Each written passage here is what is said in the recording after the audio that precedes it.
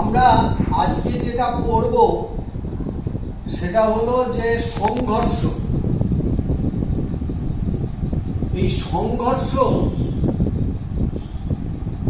একটা সূত্র আছে। সংঘর্ষ সূত্রটা বলছে যে বাহ্যিক বলের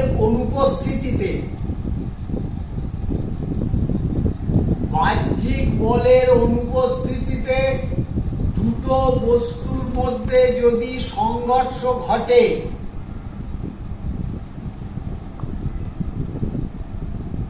তাহলে সংঘর্ষের পরে দুটো বস্তুর সংঘর্ষ ঘটলো, সংঘর্ষের পরে তাদের আপেক্ষিক বেগ এবং সংঘর্ষের আগে আপেক্ষিক বেগের অনুপাত একটি ধ্রুবক সংখ্যা হয়। এই ধ্রুবককে বলা হয় সংঘর্ষ গুণাঙ্ক, কোএফিসিয়েন্ট অফ কলিশন। তাহলে সংঘর্ষ সূত্রটা কি আরেকবার বলছি আমি। বাহ্যিক বলের অনুপস্থিতিতে দুইটি বস্তুর মধ্যে সংঘর্ষ ঘটলে সংঘর্ষের পরে আপেক্ষিক বেগ এবং সংঘর্ষের আগে আপেক্ষিক বেগের অনুপাত একটি ধ্রুবক সংখ্যা হয়। এই ধ্রুবকটিকে বলা হয় সংঘর্ষ গুণাঙ্ক। আমি এখানে যেটা এঁকেছি, M1 এবং M2 ভরসম্পন্ন দুটি বস্তুকণা একই সরলরেখা বরাবর একই দিকে U1 এবং U2 বেগে চলছে। U1 গ্রেটার দ্যান U2 হওয়ায় তাদের মধ্যে সংঘর্ষ হলো এবং সংঘর্ষ হওয়ার পরে ওদের বেগ হলো যথাক্রমে V1 এবং V2। তাহলে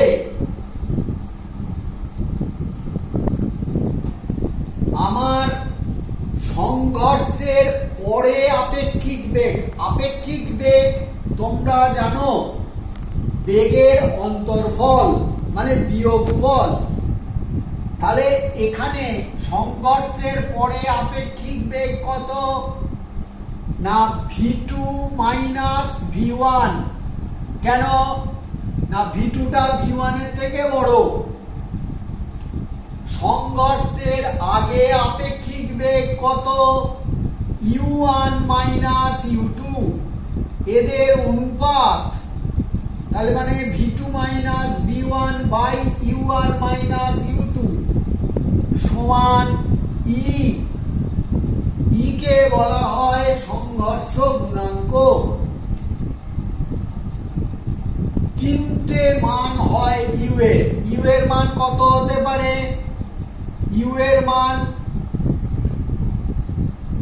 greater less than equal to 1 হতে পারে। E এর মান 1 থেকে 0, অর্থাৎ E এর মান 0 থেকে 1 পর্যন্ত হয়। E greater than equal to 0, less than equal to 1। E এর মানের যে পাল্লা রেঞ্জ 0 থেকে 1 পর্যন্ত হয়ে থাকে। E এর মানের উপর নির্ভর করে সংঘর্ষকে তিনটে ভাগে ভাগ করা হয়। 1 নম্বর ক্ষেত্র যেটা, E এর মান 1 হলে সেই ধরনের সংঘর্ষকে বলা হয় পূর্ণ স্থিতিস্থাপক সংঘর্ষ, perfectly elastic collision, perfectly elastic collision, collision. এই ধরনের সংঘর্ষের বৈশিষ্ট্য হলো 1 নম্বর, রৈখিক ভরবেগ সংরক্ষিত,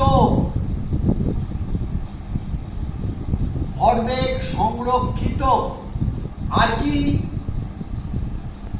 রৈখিক গতিশক্তি সংরক্ষিত। মানে অর্থাৎ সংঘর্ষ ঘটলো কিন্তু সংরক্ষিত কে? রৈখিক ভরবেগ এবং রৈখিক গতিশক্তি। মানে কি? মানে হলো সংঘর্ষ ঘটার ফলে রৈখিক ভরবেগের পরিবর্তন ঘটলো না, অর্থাৎ রৈখিক ভরবেগ সংরক্ষণ সূত্রকে মান্য করলো। 2 নম্বর, রৈখিক গতিশক্তি সংরক্ষিত, অর্থাৎ সংঘর্ষের আগে ওদের মোট গতিশক্তি যা ছিল, সংঘর্ষের পরেও মোট গতিশক্তি তাই থাকছে, অর্থাৎ ধাক্কা লাগছে কিন্তু কোনো শক্তির পরিবর্তন হচ্ছে না। বাস্তব ক্ষেত্রে এই ধরনের সংঘর্ষ প্রায় দেখা যায় না। দুটো বস্তুর মধ্যে ধাক্কা হলো, সেখানে কিছু শব্দ হয়, কিছু তাপ উৎপন্ন হয়, সুতরাং তাপ শক্তি রূপে কিছু অপচয় হয়, কিছু শব্দ শক্তি রূপে অপচয় হয়।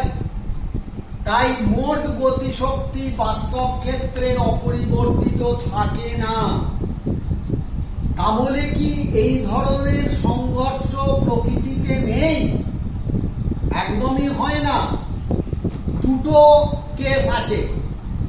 1 নম্বর হচ্ছে পরমাণুর নিউক্লিয়াসের মধ্যে, তোমরা জানো খুব ছোট্ট জায়গার মধ্যে প্রোটন এবং নিউট্রনগুলো পাশাপাশি থাকে এবং তাদের মধ্যে কিন্তু সংঘর্ষ ঘটছে।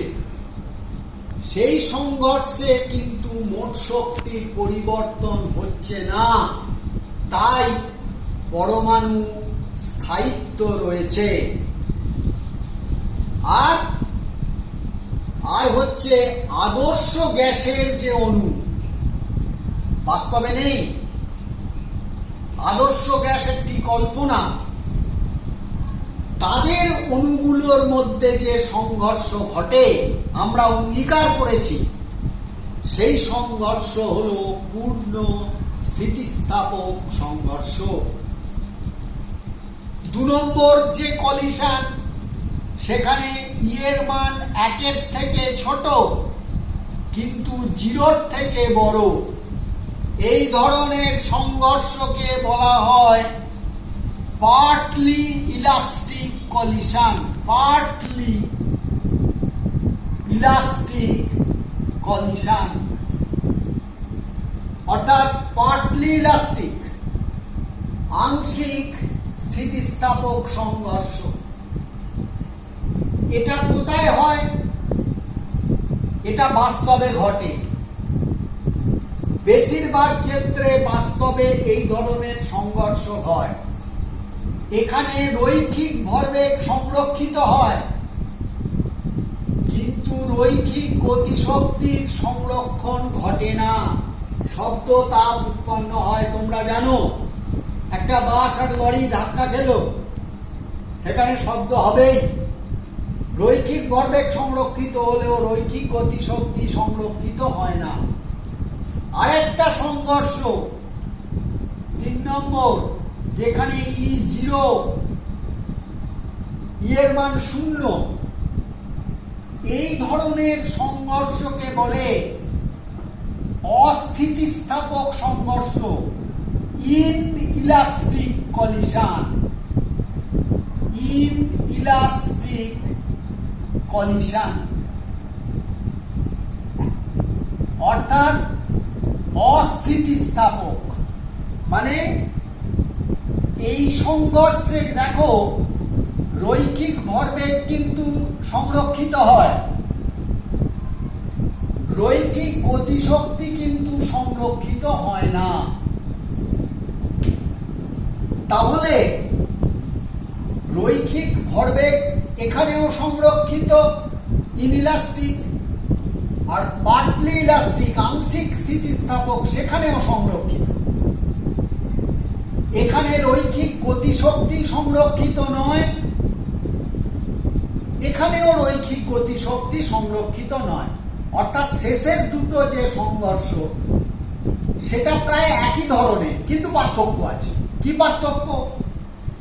না, এখানে ই এর মানটা 0 মানে হচ্ছে V2 মাইনাস V1 0, ই সমান 0 মানে V2 মাইনাস V1 0, তার মানে V2 সমান V1।